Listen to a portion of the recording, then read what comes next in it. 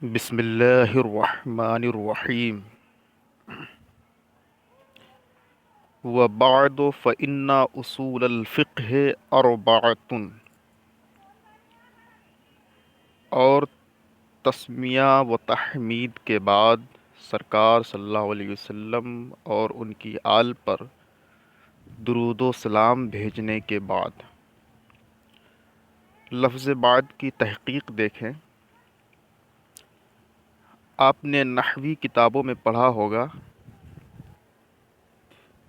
کہ ظروف مبنیہ 6 ہیں: قبل و بعد و تحت و فوق و قدام و خلف و، یہ مبنی بر ضم ہوتے ہیں اگر ان کا مضاف الیہ محذوف ہے اور نیت میں معتبر ہے تو اس صورت میں بھی یہ مبنی بر ضم ہوتے ہیں، اور بھی اس کے دیگر احوال ہیں جس کو آپ تفصیل کے ساتھ نحوی کتابوں میں دیکھ سکتے ہیں۔ یہاں بعد کے بعد لفظ بعد کے بعد کیا مقدر ہے، کیا محذوف ہے جو نیت میں معتبر ہے؟ وہ ہے الحمد للہ، یعنی بعد الحمد للہ والصلاة علی النبی وآلہ۔ فإن اصول الفقہ اربعۃ، اصول فقہ 4 ہیں۔ حاشیہ نمبر 3 دیکھیں۔ اصول الفقہ، اس میں اصول کی اضافت فقہ کی طرف لام کے معنی میں ہے۔ اضافت معنویہ کی 4 قسمیں ہیں۔ پہلی قسم ہے اضافت لامیہ، دوسری قسم ہے اضافت بیانیہ، تیسری قسم ہے اضافت ظرفیہ، اور چوتھی قسم ہے اضافت تشبیہیہ۔ اس کی تفصیل آپ حضرات نے ہدایۃ النحو وغیرہ اور دیگر نحوی کتابوں میں پڑھی ہوگی۔ تو یہاں پر اصول الفقہ میں اصول کی اضافت فقہ کی طرف لام کے معنی میں ہے، اور لام یہ اختصاص کا فائدہ دیتا ہے، یعنی اضافت لامیہ یہ اختصاص کا فائدہ دیتی ہے۔ وَهَٰذِهِ الْأَدِلَّةُ، اور یہ جو اصول مصنف علیہ الرحمٰن نے بیان کیے ہیں 4 اصول، اس میں قیاس کے علاوہ باقی 3 اصول فقہ کے ساتھ مختص ہیں، مختص نہیں ہیں، یعنی صرف قیاس ہی اصول فقہ کے ساتھ مختص ہے، اور باقی 3 اصول وہ عقائد کے ساتھ بھی مختص ہیں، وہ عقائد کے اصول میں بھی شامل ہیں اور فقہ کے اصول میں بھی شامل ہیں، جیسا کہ آگے خود شارح فرماتے ہیں: بل ہیا حجج من اصول الدین عینی علم الکلام، بلکہ یہ ہے، یعنی سنت رسول، اجماع امت اور قیاس، یہ تینوں اصول اصول دین میں سے بھی ہیں، یعنی علم کلام کے اصول میں سے بھی ہیں اور اصول فقہ میں سے بھی ہیں۔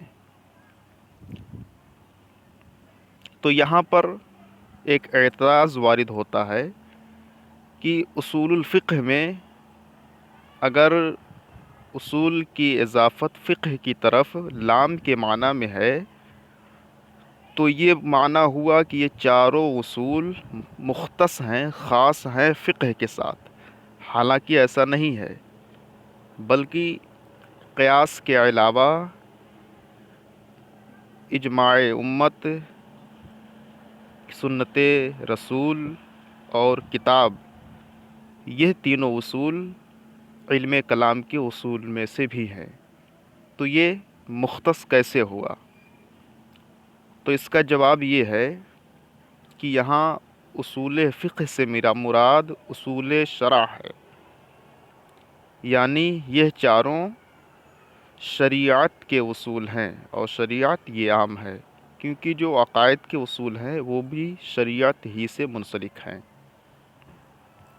یا یوں کہہ لیجئے کہ اصول کی اضافت، ایک جواب یہ بھی ہے کہ اصول کی اضافت فقہ کی طرف اربعۃ کے اعتبار سے ہے، یعنی یہ چاروں فقہ کے اصول ہیں، اور یہ بات واضح اور مسلم ہے کہ کتاب اللہ، سنت رسول، اجماع امت اور قیاس یہ فقہ کے اصول ہیں۔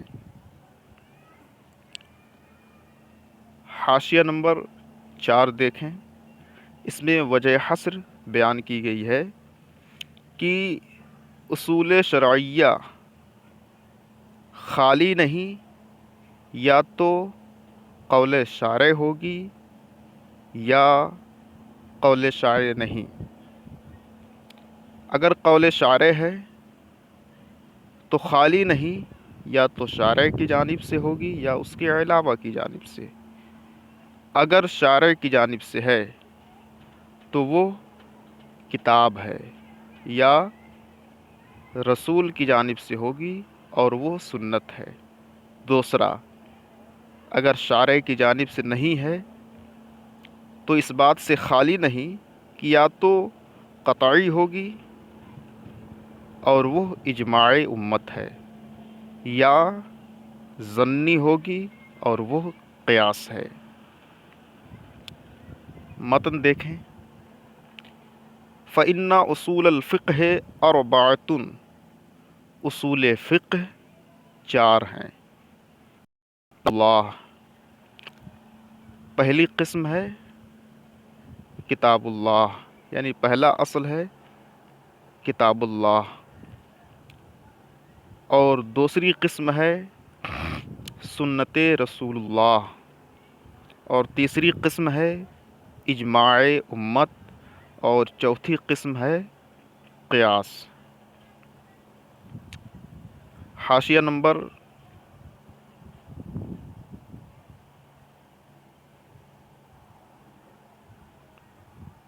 5 دیکھیں، کتاب اللہ، کتاب اللہ سے مراد قرآن ہے، اور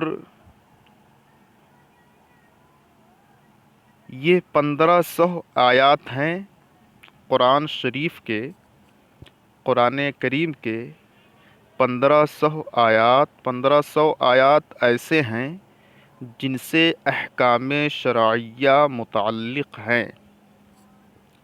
1500 آیات ایسے ہیں جن سے احکام شرعیہ کا استنباط اور استخراج ہوتا ہے،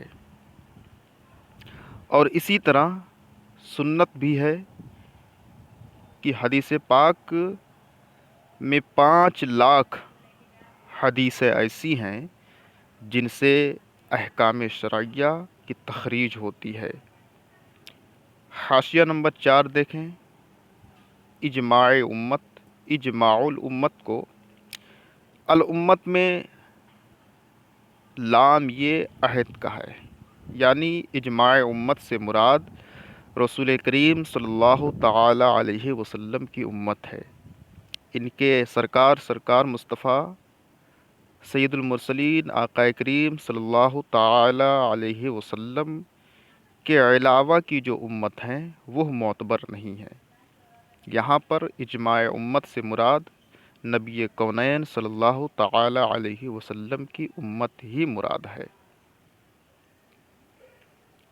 متن دیکھیں، فلا بد، تو ضروری ہے، تو بحث کرنا ضروری ہے، فی کل واحد من ہذہ الاقسام، ان چاروں قسموں میں سے ہر ایک قسم میں۔ وہ 4 قسم کیا ہیں؟ کتاب اللہ، سنت رسول، اجماع امت اور قیاس۔ کیوں بحث کرنا ضروری ہے؟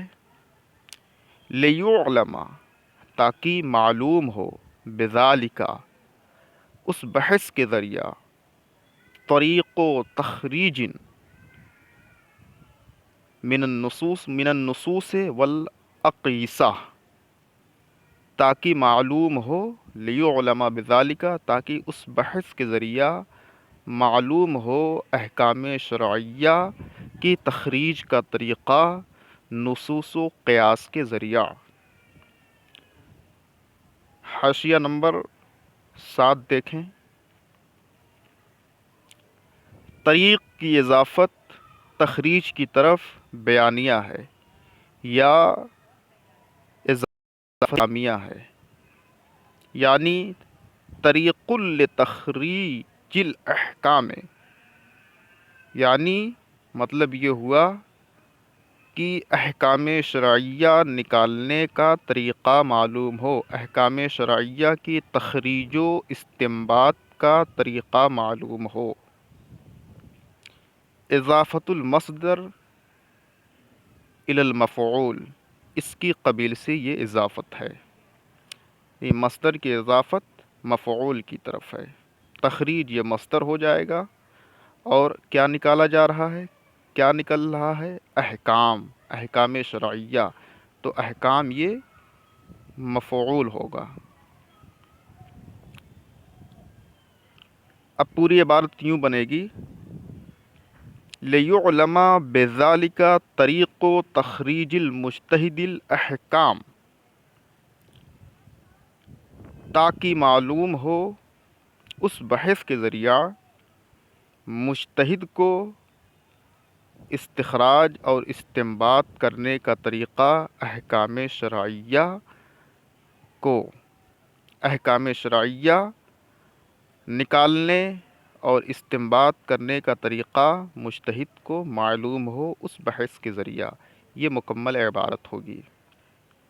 لیعلم بذالک طریق تخریج المجتہد الاحکام، تاکہ معلوم ہو مجتہد کو احکام شرعیہ کی تخریج و استنباط و استخراج کا طریقہ۔